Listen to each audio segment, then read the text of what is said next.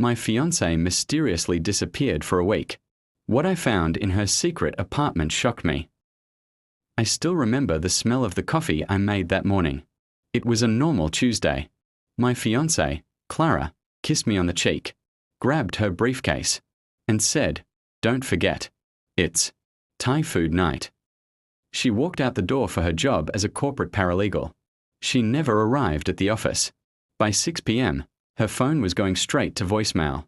By 10 p.m., I was at the police station.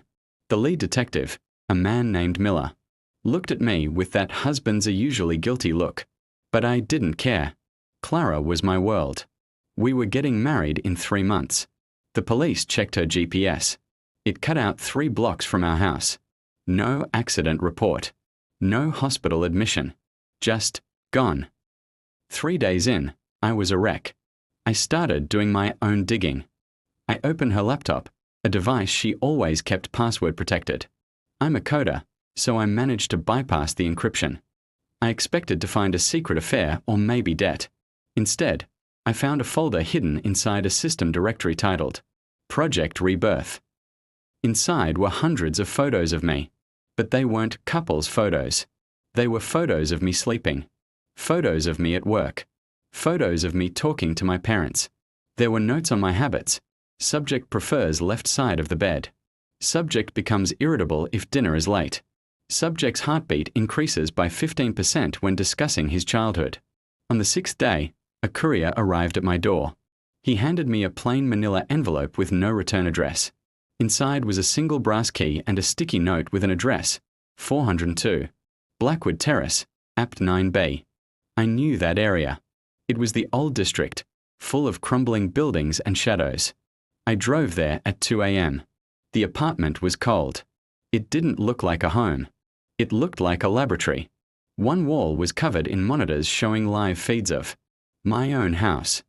I watched myself on screen, sitting in my living room just an hour ago, crying over her disappearance. In the middle of the room was a surgical chair and a series of high-end voice modulation devices. I found a journal on the desk. The last entry was dated the day she disappeared. The psychological bond is complete. Sam believes the lie. He is ready for the final stage. The transition must happen now. I heard a sound from the bedroom of the apartment. A soft, rhythmic thud. Thump, thump, thump. I pushed the door open. There was a woman sitting on the bed with her back to me. She had Clara's hair, Clara's favorite sweater, Clara's perfume. Clara. I whispered, my heart hammering against my ribs. She turned around. My breath hitched. It was Clara, but she looked different. Her eyes were vacant, and there was a faint, surgical scar running from her hairline down to the back of her neck. "Sam," she said, but her voice wasn't right. It was perfectly flat, like a GPS navigation system. "You weren't supposed to find this place for another 48 hours. What did they do to you?" I ran to her, grabbing her hands. They were ice cold. "They didn't do anything to me, Sam," she said, tilting her head. "I am the one doing it to you. I'm not Clara. Clara died 3 years ago in that car.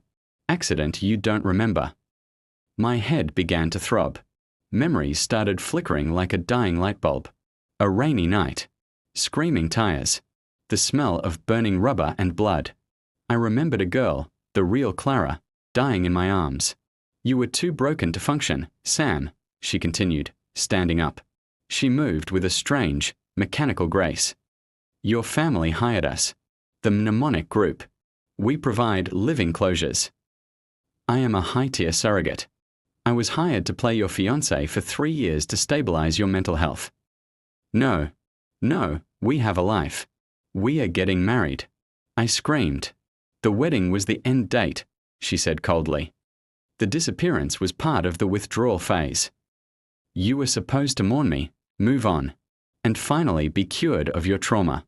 But you're too good at investigating, Sam. You've ruined the treatment." Suddenly, the lights in the apartment turned red. A speaker on the wall crackled to life. "Subject 704 has breached the simulation," a voice said. It was Detective Miller's voice. "Initiate reset." Clara, or the woman. I thought was Clara, looked at me with a flash of genuine pity. I actually started to like you, Sam, but they can't let you leave now that you know the group exists. She reached into her briefcase and pulled out a syringe. This will hurt, but when you wake up, you'll be in a new city. You'll have a new name, and you'll meet a beautiful girl named Elena in a coffee shop, and you'll fall in love all over again. I didn't wait. I tackled her, grabbed the brass key from the table, and sprinted for the door. I didn't take the elevator. I ran down the stairs as boots thundered above me. I made it to my car and drove. I didn't go home. I knew my home was a stage. I drove until I reached a small town in Idaho. I've been living in a motel for 2 weeks now. I'm writing this because I started noticing something yesterday. The waitress at the diner where I eat breakfast. She wears the same perfume Clara did. She brought me a coffee this morning. Exactly how. I like it, without me even asking. I sat in that Idaho diner, my hand shaking so hard I spilled the coffee. The waitress, the one who knew about Thai food night, didn't walk away. She just stood there, her smile frozen like a mannequin's. Who are you? I hissed. Who is paying you? She leaned in, whispering, Sam, the treatment is for your own good. You were a shell of a man. We gave you a heart again. Why do you want to throw that away for the truth? The truth is lonely. The lie is warm. I stood up and bolted. I didn't go back to my motel. I went to the local library. If I was being watched, I needed to use a public computer they hadn't compromised. I spent 6 hours digging into the mnemonic group. I found a leaked document buried in an old legal archive. It wasn't just a closure service. It was a subscription.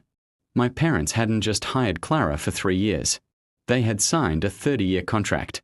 Every friend I made in college, every boss who gave me a promotion, every random encounter, it was all choreographed. I was living in a human zoo. I took a risk. I called my father. He answered on the first ring. Sam, thank God. Where are you? The group told us you had a psychotic break. Dad, I found the grave. I found the real Clara. How could you do this to me? I was sobbing now. Sam, listen to me. His voice was breaking. After the accident, you tried to take your own life 3 times. We couldn't watch you die. The group offered us a version of you that was happy. We didn't buy a lie, Sam. We bought you a life. It's not a life, Dad. It's a script. Is Mom even real? Are you real? There was a long silence on the other end. I'm your father, Sam.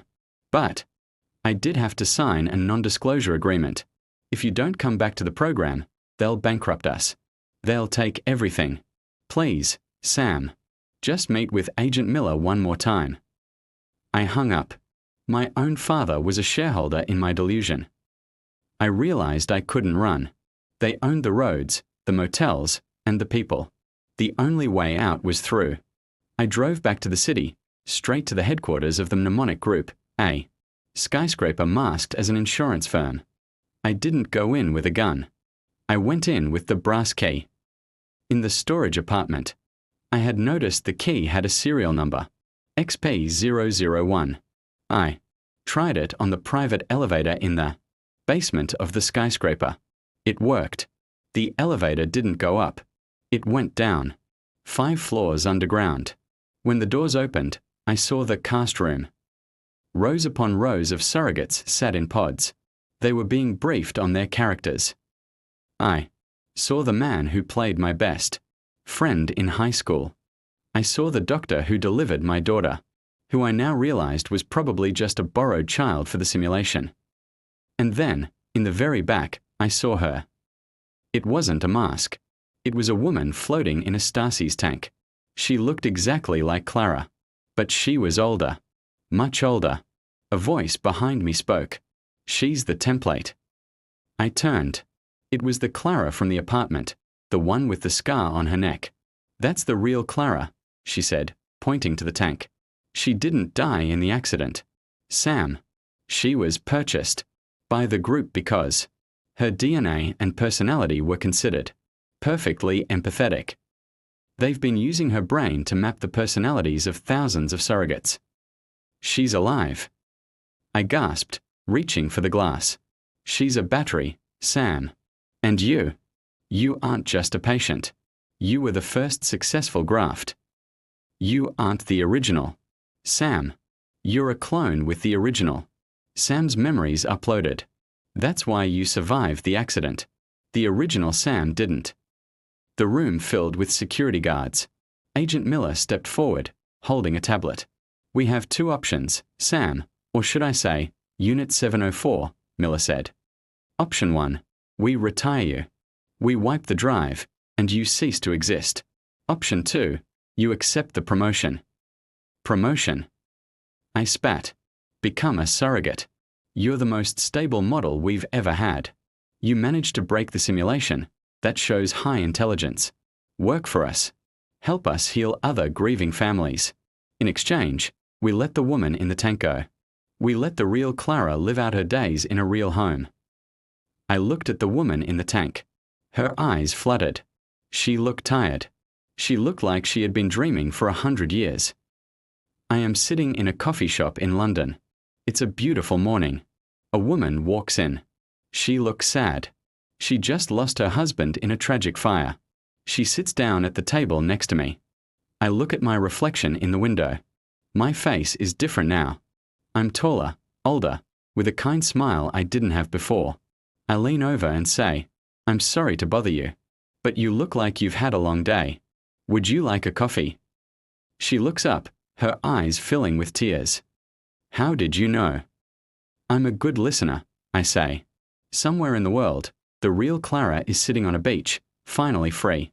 This is the price I paid. I am no longer Sam. I am the ghost in the machine, playing a part to keep the world's grief at bay. The camera pans out. Everyone in the coffee shop, the barista, the businessman, the old lady in the corner, they all look at the camera for 1 second. And they all have the same, tiny surgical scar behind their ears. The end.